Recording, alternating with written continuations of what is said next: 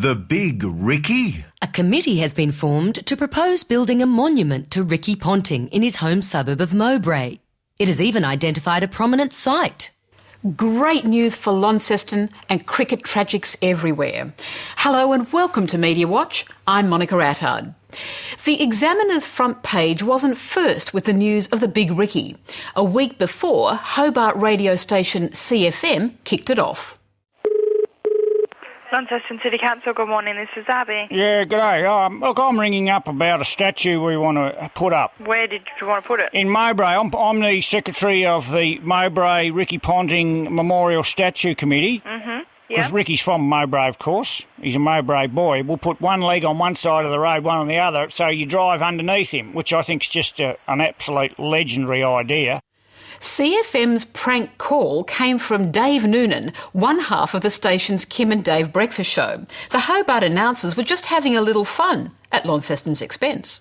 You could climb up inside his leg and get up to where his cricket protector would be and look out from between his legs at the traffic. Now that would be a fantastic crowd pleaser, I think. The Launceston Council receptionist was a bit suspicious. Are you a relation to Ricky at all? No. Nah, well, we're all related, in the end, aren't we, here in Tassie? But the Examiner was simply stumped.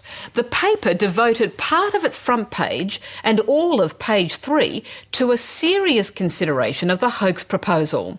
They even featured a letter from the hoaxer, masquerading as Len's Cap, the unlikely secretary of the Statue Committee.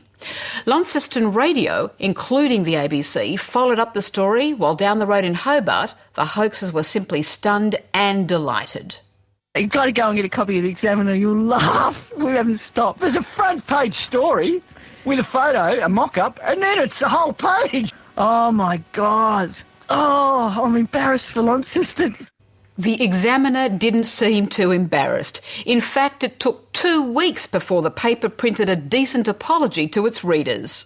Clarification. Statue prank, Ricky Ponting. The Examiner should have acknowledged that the suggestion was made by radio presenter Dave Noonan of CFM as soon as we became aware of that fact. The Examiner apologises for not informing our readers straight away. Channel 9 should be apologising to cricket lovers everywhere for this interruption to play. A good one for South Africa and Graham Smith. Okay, we'll take you down onto the ground now with Tony Gregg with a special guest. Yes, thank you very much, Simon. I've got a special guest with me. In fact, it's a gentleman called Edward Ray. Now, Mr. Ray is one of the co-founders, I think I'm right in saying, of a betting exchange called Betfair. Hang on, Tony. Isn't Betfair Australia 50% owned by the Packer family's PBL, the company that owns Channel 9? Not a word of disclosure here, as Mr. Ray gets free rein to spruik his betting exchange, which had just been licensed by the Tasmanian government. A betting exchange is basically it's a wagering operator. We use advanced technology to keep our costs down. We pass those benefits back to the customer. Of course, with a profit left for PBL and Betfair. PBL hopes that its partnership in Betfair Australia will boost its share of the Australian gambling market, and promoting it, even if it interrupts the cricket coverage, helps. All the networks cross-promote their programs, even the ABC. But there's a difference when you dress up spruiks for your other businesses as interviews and incorporate them into the show. Wonder whether the broadcasting regulator should look into that one. What if they dob us into the Broadcasting Authority? Won't happen, mate. What if they do? Oh, the Broadcasting Authority's a myth. Look, for a complaint to be heard, they got a right to us, right? Not phone, right. And that cuts out 70% of the population for a start, Then we've got 60 days to respond, which we definitely let go by this, which time the galahs have forgotten what they originally complained about. 10 years ago, the ABC TV show Frontline was making fun of the old Australian Broadcasting Authority. The ABA has now morphed into the Australian Communications and Media Authority, or ACMA. Different acronym, though much the same people and same powers when it comes to media regulation. But we've discovered that they're suddenly rather coy about their investigations and their findings. We were a little surprised the other evening to see this on Today Tonight. And now to a story you won't see on the ABC's Media Watch. The ruling by the Australian Communication and Media Authority on a claim that this program deliberately set about to show Lebanese Muslim youth in a bad light. This program was accused by the ABC's Media Watch of unfairly editing the story. In short, they accused us of being dishonest, deceitful and unethical. That's what we said, all right. But what's all this about a report from ACMA? According to Today Tonight, we were cleared in all respects, but the findings amount to a damning indictment of Media Watch and its standards of research and reporting. What was strange was that we knew nothing about ACMA's damning indictment, so we rang up to try and get a copy of their report. Sorry, they said, you can't have it. ACMA told us that they don't always publish the results of investigations that find no breach of the media regulations. I've discussed your views with Acting Chair Lynn Maddock. Lynn has suggested if you'd like copies of the reports that you avail yourself of the Freedom of Information process. Oh, come on, Lynn. FOI? What's the point of these investigations if you don't tell people what you've found and why? ACMA says their policy hasn't changed. ABA policy was to publish reports of breaches, not to publish reports of non-breaches. That policy hasn't changed. ACMA's policy seems confused and confusing, but the bottom line is that it's not as transparent as it should be.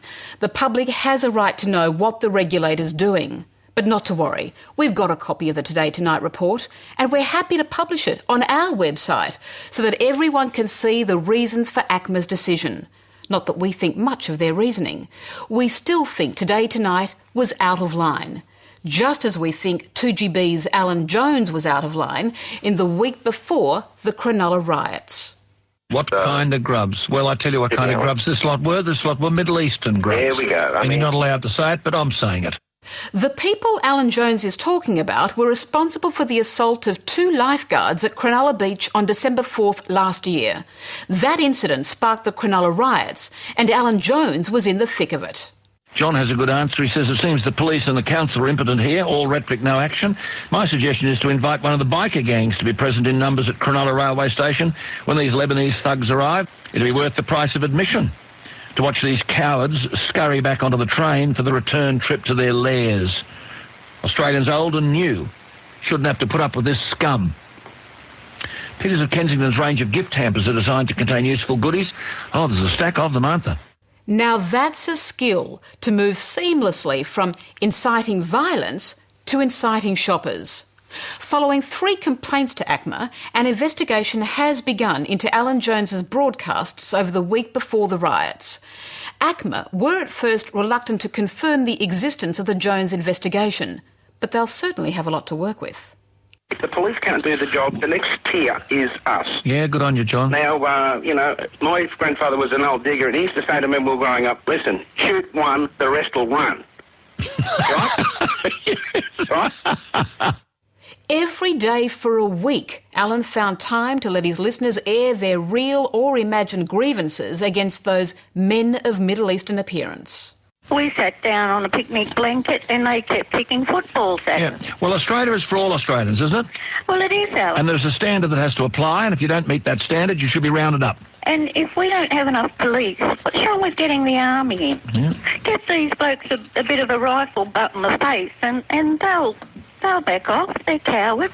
Well, if it gets to that, we might have to do that. You follow what I'm saying? Get them out to work, Alan. I've got 2 blooming jobs. What sort of a mug am I? I'm going out to pay the dole for these people who want to blow me up. That's correct. Well, excellent point. And many people feel that way, Yvonne. Thank you for ringing.